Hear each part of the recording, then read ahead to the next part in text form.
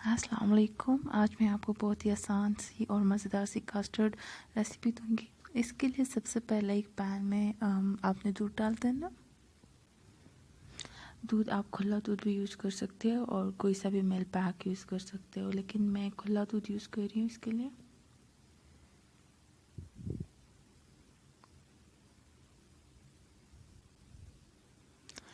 अब मैं इसको मीडियम फ्लेम पे बॉइलिंग पॉइंट पे लेकर आऊँगी। इसमें 1 कप शुगर ऐड कर रही हूँ। आप according to your taste add कर सकते हैं।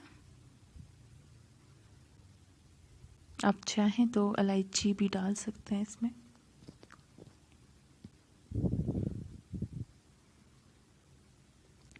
अब मैं इसको मिक्स करूँगी ताकि जो शुगर आपने ऐड की है वो डिज़ोल्व हो जाए।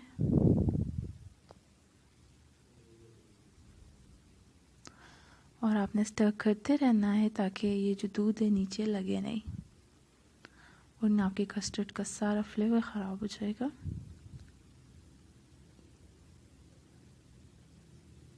इसको मैं बॉइलिंग पॉइंट तक लेकर आऊँगी। अब एक अलग से बाउल है, मैंने 3 टेबलस्पून कस्टर्ड पाउडर लिया है और मैं मिल्क पैक यूज़ कर रही हूँ इसमें, ऑल पर्स का। इसको मिक्स करना है और लम्स इसमें बिल्कुल भी नहीं होने चाहिए। अच्छे तरीके से इसको मिक्स करना है।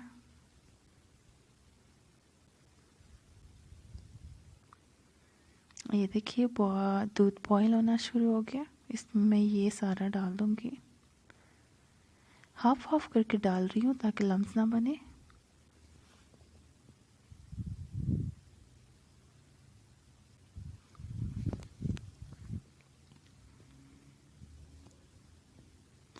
ये देखिए सारा ऐड करने के बाद ये गाढ़ा हो गया।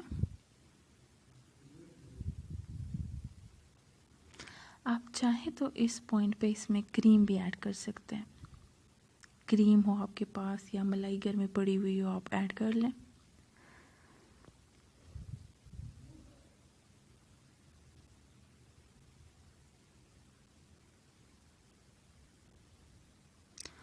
वनीला एसेंस में थोड़ा सा ऐड कर रही हूँ, ये भी ऑप्शनल है।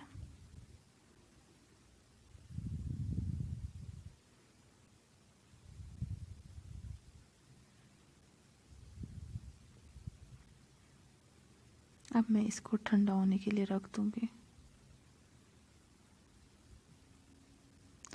अब एक अलग से बाउल लेके मैंने उसमें ये केक जो है ना, इसके छोटे छोटे क्यूब्स करके डाल रही हूँ। इसके ऊपर मैंने एप्पल भी डाल दी है। आपके पास कोई भी फ्रूट आप डाल सकते हो, स्पेशली मैंगो बहुत अच्छा लगता है।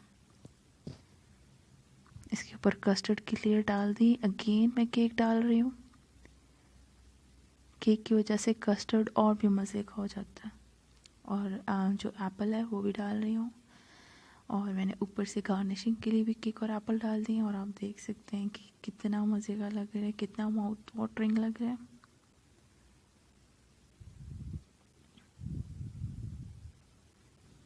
आई होप आपको ये रेसिपी पसंद आई होगी। अगर आप पसंद आई है तो अपने दोस्तों के साथ ज़रूर शेयर कीजिएगा। Thanks for watching. अल्लाह हाफिज़।